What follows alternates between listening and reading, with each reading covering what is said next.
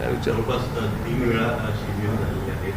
टप्प्याटप्प्याने वेळोवेळी जे काही नियमाचे आहेत, ह्या सगळ्या प्रक्रियेमध्ये कुठपर्यंत सगळं काय आहे? बऱ्याच ठिकाणी आणि पक्ष म्हणतात की आमची 1 लाखपर्यंत निवड झालेली आहे. नाही नाही नाही त्याची आकडेवारीच येतं, त्याची आकडेवारीच येते. असं काही माणसं नेमून असं होत नसतं.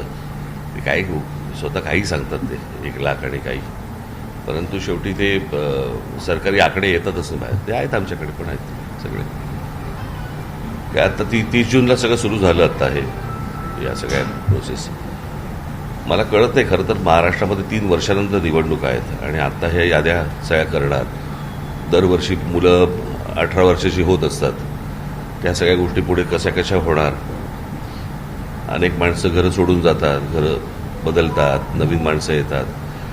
ही प्रोसेस थांबून चालणार नाही. ही 3 वर्ष चालू राहणारी प्रोसेस आहे आणि त्याच्यामध्ये काम सुरू आहे. SIR सगळीकडे केलं जात आहे.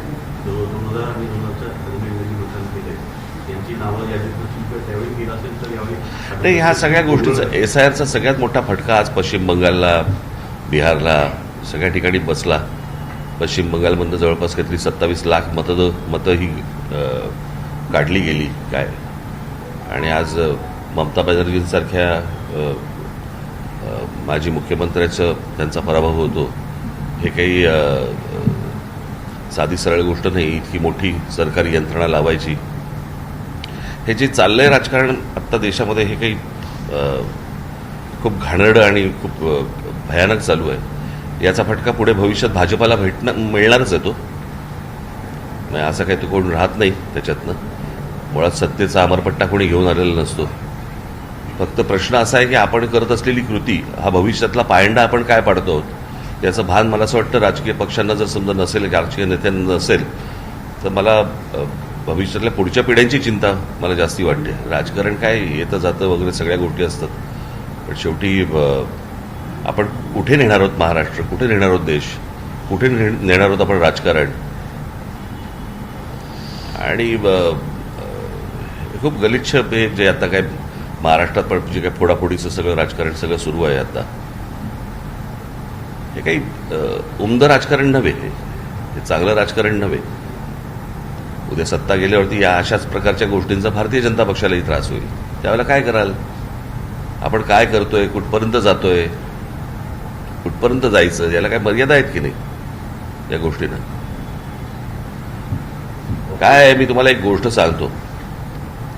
मी अनेकदा आमच्या लोकांना मी सांगत आलो, ज्या वेळेला आजपर्यंत जगात एखाद्या सत्ताधाऱ्यांनी त्यांचा विरोधक अथवा दुश्मन म्हणता येत नाही पण दुश्मन विरोधक ज्या वेळेला संपवलेले आहेत, त्या वेळेला त्यांच्यात विरोधक आणि दुश्मन तयार झालेले आहेत आणि त्यांनीच त्यांना संपवलेलं आहे. ही प्रक्रिया भारतीय जनता पक्षामध्ये सुरू झालेली आहे. त्याच्यामुळे बाहेरचे विरोधी पक्ष तुम्ही संपवणं हे सोडून द्या, परंतु आता तुमच्यात जे विरोधक निर्माण झालेले आहेत याच्यातनं तुम्हाला जो त्रास होईल आता तो तुम्ही पण बघत राहा. आणि हा जगाचा इतिहास आहे. समोरचे तुम्ही विरोधक संपवलेत की तुमच्यात विरोधक निर्माण होतात. आणि पाठीच्या काळातही तेच झालं होतं. अनेक वेळेला ह्याच गोष्टी घडलेल्या आहेत. ऑपरेशन टायगर 2, 3 खासदार झाले. काल शशी नाईक यांनी सोमवारी आंदोलन परिषदेमध्ये सरकारच्या विरोधात. काय प्रश्न विकत घेणाऱ्यांचा नाहीये, विकल्या जाणाऱ्यांचा आहे.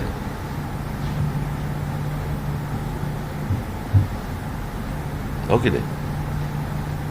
आता देहविक्रीला जर समजा हे तयारच असतील तर गिराईक आहेतच. आणखी 14 आमदारांनी ते घाणेरडं चालू आहे मुळात. हे कुठच्या प्रकारचं राजकारण सुरू आहे आणि हे मला असं वाटतं यामध्ये लोकांमध्ये जर समजा तुम्ही जाताच, पत्रकार म्हणून जाताच, लोकांमध्ये संताप आहे या गोष्टींचा. म्हणजे लोकांनी उन्हातानात उभं राहायचं. लाईट बंद कर रे तुझा, लाईट बंद कर तुझा. एवढ्या लाईटमध्ये तुझं एवढासा काजवा काय टिवटिव करतो रे मोबाईलचा.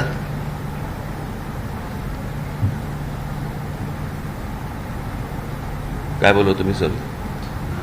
हां हे काही चांगलं राजकारण नाही चालू आहे. आणि याचा भविष्यात आत्ता जे काही भारतीय जनता पक्ष पायंडे पाडतंय काय, हा मी मागे पण म्हटलं होतं इथे आपण पत्त्याचा बंगला करायचं ना पूर्वी पत्त्याचा, तसा हा उलटा आहे. त्याच्या खालचा जो पत्ता आहे तो नरेंद्र मोदींचा आहे. तो एकदा सटकला की सगळं कोलॅप्स आहे. कळलं का? आज ठीक आहे, ते त्याला तुम्ही भक्त म्हणा, काही म्हणा, काही असतील गोष्टी, परंतु जे काय आज टिकून आहे ते नरेंद्र मोदींवरती टिकून आहे, या बाकीच्यांवरती नाही आहे. आणि अशा गोष्टींमध्ये तुम्ही ज्या प्रकारचं भयानक राजकारण करतात, खेळतात, हे त्यांनाही अंगाशी येणार आहे. ते महिला आरक्षण बिल आणि हे पहिलं एक ते कोणासाठी सुरू आहे, कोण करतंय याच्या मागे, कळलं का? हे सगळं अमित शहाचं राजकारण सुरू आहे. मी मागे आता माझ्या भाषणात म्हटलं नाही का, आता शिवसेनेचे 6 खासदार फोडले, भाजपमध्ये का नाही गेले? टीएमसीचे 22 खासदार फुटले, वेगळा गट का केला?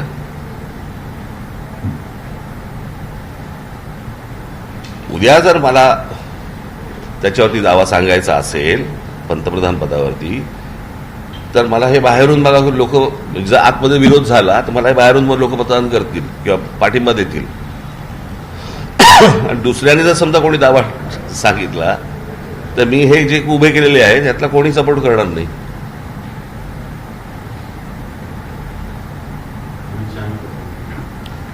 नाही, मी मगाशी म्हटलं ना, ज्यावेळेला तुम्ही समोरचे ज्यावेळेला विरोधक संपवता त्यावेळेला विरोधक हे तुमच्या दुश्मन तुमच्यातच तयार होतात. ते चित्र आता तुम्हाला महाराष्ट्रात आणि देशात सर्व ठिकाणी तुम्हाला दिसेल, अगदी खालपर्यंत दिसेल तुम्हाला. बेधुंद सत्ता ज्या वेळेला येते त्यावेळेला माणसं अशी वागायला लागतात.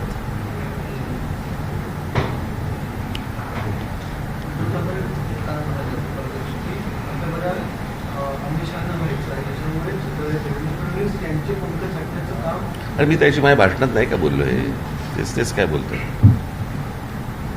पाऊस पहिल्याच पावसामध्ये मुंबई पूर्णपणे तुंबली होती.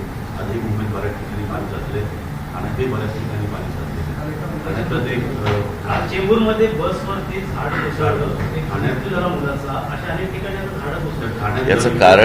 याचं कारण तुम्हाला आठवत असेल कदाचित, किंवा तुम्हाला मी गेली अनेक वर्ष या सगळ्या शहर कसं उभं राहतं, कसं उभं राहिलं पाहिजे याच्यावरती अनेकदा मी बोलत आलेलो आहे. या शहराच्या उभारणीकडे कोणाचंही लक्ष नाही. बिल्डरांना फक्त प्लॉट देत राहणं, विकत राहणं, त्यातनं पैशातून राजकारणातून या सगळ्या गोष्टी, एवढंच फक्त महाराष्ट्रामध्ये सुरू आहे. लोकांना चांगलं आयुष्य मिळावं याच्यासाठी म्हणूनचा काय कुठच्याही गोष्टी सुरू, नुसते रस्ते आणि पूल यातनं शहरं उभी होत नसतात. आपल्याकडे डेव्हलपमेंट प्लॅन येतो पण टाउन प्लॅनिंग होत नाही. आणि त्याच्यामुळे कुठेही रस्ते बांधा, तर किती उंचावरती बांधताय, त्याच्यात पाणी कसं जात आहे, वेगळाच विषय आहे. मी तुम्हाला एक तासभर बोलू शकेन. अख्खा कोणाचं लक्षच नाही हो. फोडाफोडीचं राजकारणाचा पैशामधलं राजकारण एवढंच फक्त सुरू आहे महाराष्ट्रामध्ये आणि देशामध्ये. निवडणुका. येणाऱ्या काळात सिमेंटच्या जंगलातच आपल्याला राहावं लागेल का? आत्ता कुठे राहताय? नाही, आत्ता कुठे राहताय? वाढत चाललेलं आहे. पण आत्ता कुठे राहताय? कुठे आत्ता तुम्ही? झाडांच्या जंगलात.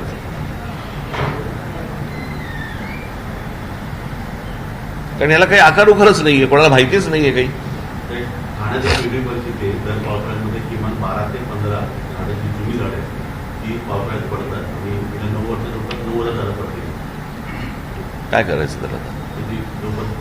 विकास केला असं सांगितलं. तुम्हालाही दिसतोय. मांडा, चॅनल आहेत ना तुमच्याकडे, मांडा. 90,000. चला.